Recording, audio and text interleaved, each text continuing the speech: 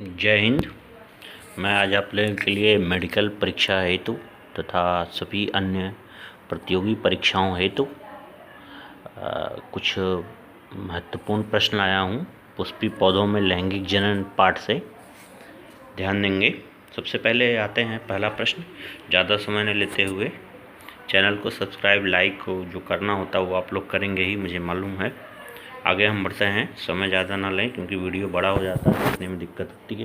पहला प्रश्न, पौधे 2n = 28, मतलब इस पौधे में गुणसूत्रों की कुल संख्या है 28 के पराग कणों में पोलन ग्रेन में संवर्धन माध्यम में वृद्धि करने पर कैलस प्राप्त होता है। कैलस की कोशिका में गुणसूत्रों की संख्या, तो ये ध्यान दीजिएगा कि ये पोलन ग्रेन है, पराग कण है, तो पोलन ग्रेन में गुणसूत्रों की संख्या मूल पौधे के 2n से हाफ हो जाती है, 1/2 हो जाती है। तो इसमें 28 है, 28 का 1 14 हो जाएगा। और 14 होने के कारण इसमें जब आप इसको देखेंगे तो इसमें इसका मतलब कि पराग कणों में इसकी जो संख्या होगी वो कितनी हो जाएगी, 140। तो इसलिए इसका जो उत्तर सही होगा वो होगा 140। दूसरे का, पराग कण का निर्माण होता है, तो एकदम सीधा सा बात है, पराग कण का निर्माण होता है। पूछ रहा है, दूसरा क्वेश्चन है फिलामेंट में, एंथर में और नीचे दिया परागकोश और स्टिग्मा में। तो इसका ध्यान दीजिएगा कि इसमें एंथर में होता है, क्योंकि एंथर नहीं परागकोश में इसके भरिएगा, इसमें परागकोश होगा, क्योंकि इसमें एंथर भी भले दिया है, फिलामेंट भी दिया है। तो ये दोनों फिलामेंट जो एंथर के भाग होते हैं, और एंथर सभी को पूरा के पूरे भाग को एंथर कहते हैं, स्टिग्मा फीमेल में पाया जाता है। तो इसका सही उत्तर क्या होगा, पराग कण का निर्माण। ये बहुत ही बझाऊ क्वेश्चन दिया हुआ था कि इसमें पराग कण का निर्माण कहाँ होता है, तो इसमें दीजिएगा पराग कोश के अंदर पराग कण का निर्माण होता है। अगला प्रश्न है, पराग कणों की एग्जाइन बनी होती है, तो ध्यान दीजिएगा पराग कणों की एग्जाइन बनी होती। तीसरा प्रश्न है, स्पाइरुलिना की, पोलेन की, किट की, लेग्रोसेलुलोज की, पेक्टोसेलुलोज की। तो इसमें सब होगा स्पोरोलेनिन की। ध्यान दीजिएगा परागकण की जो एग्जाइन परागकण जो होते हैं उसका बाहरी भाग जो होता है, आप ऐसे देखेंगे परागकण जब बनेंगे तो इसका जो ये बाहरी भाग है, ये भाग, तो ये क्या किसका बना होता है, स्पोरोलिन का बना होता है। तो ये सही है। तीसरे का पहला, एंजियोस्पर्म में नर युग्मक। चौथा क्वेश्चन आते हैं, एंजियोस्पर्म में नर युग्मक निम्न में से किसके विभाजन से बनते हैं। तो ध्यान दीजिएगा नर युग्मक पूछ रहा है, मेल गैमेट, तो जनन कोशिकाएं, कायिक कोशिकाएं, लघु बीजाणु मातृ कोशिका और लघु बीजाणु। तो लघु बीजाणु मातृ कोशिका इसका होगा जनन कोशिका से। एंजियोस्पर्म में नर युग्मक निम्न में से किसके विभाजन से बनते हैं, तो जनन कोशिका से। देखिए तो ये AIPMT 2007 में भी पूछा गया है। अगला प्रश्न है पांचवा, परागकोश का सबसे भीतरी स्तर टेपिटम का कार्य है। ये खूब ज़्यादा सबसे अधिक पूछा जाने वाला प्रश्न है, कंपटीशन में खूब पूछता है कि परागकोश का सबसे भीतरी स्तर टेपिटम का क्या कार्य है। तो ध्यान दीजिएगा टेपिटम का कार्य है पोषण देना। जो परागकण पोलन ग्रेन बन जाते हैं उन्हें पोषण, न्यूट्रिशन देने का काम टेपिटम का होता है। अगला क्वेश्चन देखेंगे, क्वेश्चन नंबर 6, एंथर 2 माइक्रोस्पोंजिया के साथ पाए जाते हैं। ये सभी में नहीं होता है, कुछ पौधे ऐसे हैं, छठा क्वेश्चन, जिसमें एंथर 2 माइक्रोस्पोंजिया के साथ पाए जाते हैं। तो इसका सही उत्तर होगा हिबिस्कस में, छठा हिबिस्कस। धनिया में, कुकुरबिटा में और लेगुमिनेसी में नहीं, इसका सही उत्तर होगा हिबिस्कस में। ये MPPMT 2007 में पूछा है। अर्धसूत्री विभाजन पाया जाता है, देखिए अर्धसूत्री विभाजन, मेयोसिस डिवीजन। तो गुरु बीजाणुओं में, लघु बीजाणुओं में, टेपिटम कोशिकाओं में, बीजाणु मातृ कोशिकाओं में। ये सही है, क्योंकि गुरु बीजाणु और लघु बीजाणु ये एग सेल और ये एंथर पोलन ग्रेन, ये दोनों अर्धसूत्री विभाजन होने की बाद की दशाएं हैं।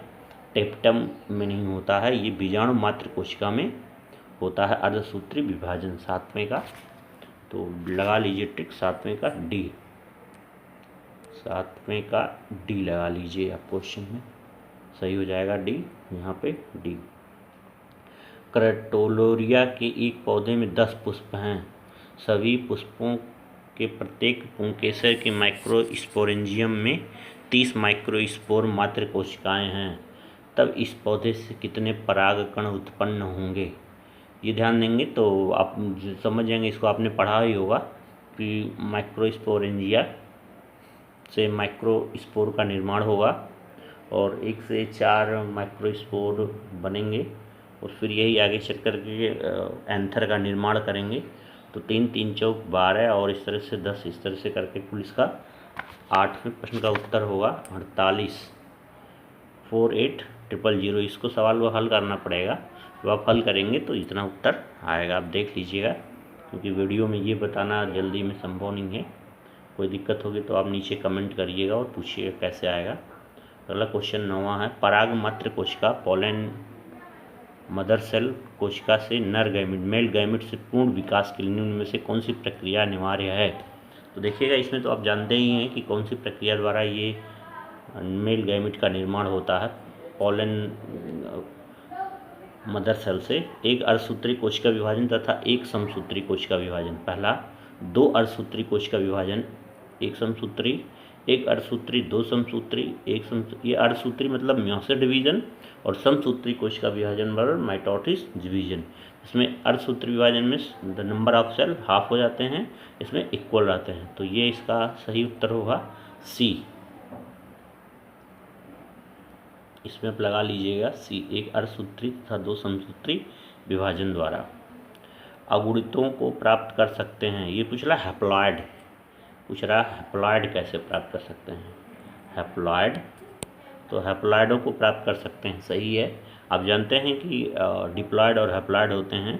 तो तने के शीर्ष में चाहे जहां हम निकालेंगे सेल्स वहां पे सब कोशिकाएं डिप्लॉइड होंगी। मूल शीर्ष यह भी डिप्लॉइड ही होंगी। भ्रूण से एम्ब्रियो से, भ्रूण भी चूँकि अभी वो डेवलपमेंट की स्थिति में है, तो भ्रूण भी तब होता है जब वो हैप्लॉइड मिल करके डिप्लॉइड बन जाते हैं, तो यह भी नहीं होगा। इसका सही उत्तर 10वें का होगा सी, लगा लीजिए 10वें का उत्तर सी। आपको इतना टाइम मिल रहा होगा कि आप इस प्रश्न को पढ़ लें पूरा, और इसमें 10वें का अगुणितों को प्राप्त कर सकते हैं पराग कणों से। 11वां है, युविश बाड़ी उपस्थित होती है, ये BHU में पूछा गया, बनारस हिंदू यूनिवर्सिटी 2005 में। BHU भी अपनी मेडिकल की एंट्रेंस दिलवाती है और एंट्रेंस एग्ज़ाम भी दिलवाती है BSc के लिए, तो उसमें ये क्वेश्चन आया था। इसमें देखेंगे युविश बाड़ी, तो एकदम रट लीजिए इसको अभी। युविश बाड़ी परागकण में नहीं होती है, पराग नलिका में नहीं होती है, माइक्रोस्पोरम में नहीं होती, ये टेपिटम का एक भाग है। युविश बाड़ी उपस्थित होती है टेपिटम में, तो इसका 11वें का उत्तर होगा सी। अगला है, निम्नलिखित में से कौन एक कैलोस भित्ति द्वारा घिरा रहता है। तो इसमें ध्यान देंगे कि कौन एक कैलोस भित्ति द्वारा घिरा रहता है, तो इसका ये सही उत्तर होगा। कैलोस भित्ति द्वारा मतलब सेल्स, कोशिकाएं जो होती हैं जब वो डेवलप करती हैं तो कैलोस बनाती हैं, जिसे सेलुलोज कहा जाता है। तो सेलुलोज द्वारा घिरी वो कोशिकाएं होती हैं जिनकी कोशिका भित्ति सेलुलोज होती है। लघु बीजाणु मात्रिक कोशिका, माइक्रोस्पोर मदर सेल, इसकी इंग्लिश होगी माइक्रोस्पोर मदर सेल। AIPMT में ये क्वेश्चन आ चुका है। अगला है, आवृत्तबीजियों में कभी कभी परागकण भ्रूणपोष को 13 प्रश्न नंबर देखेंगे। आवृत्तबीजियों में कभी कभी परागकण भ्रूणपोष को प्रभावित करते हैं, यह कहलाती है। ध्यान देंगे कि कब ऐसी कंडीशन होगी। आवृत्तबीजियों में कभी कभी परागकण भ्रूणपोष को प्रभावित करते हैं, यह कहलाती है निमिक परिघटना, मेजोगैमिया, जीनिया और मेटाजीनिया। ध्यान दीजिएगा, ये क्वेश्चन खूब पूछा जाता है। देखिए CPMT 2004 में ये क्वेश्चन आया हुआ कि आवृत्तबीजियों में एंजियोस्पर्म में कभी कभी ऐसा भी होता है कि जो एम्ब्रियो शेक है, परागकण परागकण को भ्रूणपोष को प्रभावित करते हैं। हाँ, ये ऐसा होता है, इसको बोलते हैं जीनिया। और आपको मैं एक जानकारी और दे दूं कि ये जब आप इसको पढ़ेंगे तो सर्वप्रथम फोक नामक वैज्ञानिक ने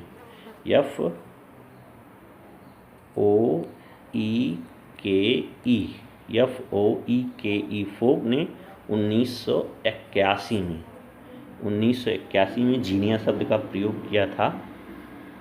बीज एवं फलों के गुणों के ऊपर परागकणों के सीधे प्रभाव को ही जीनिया कहते हैं।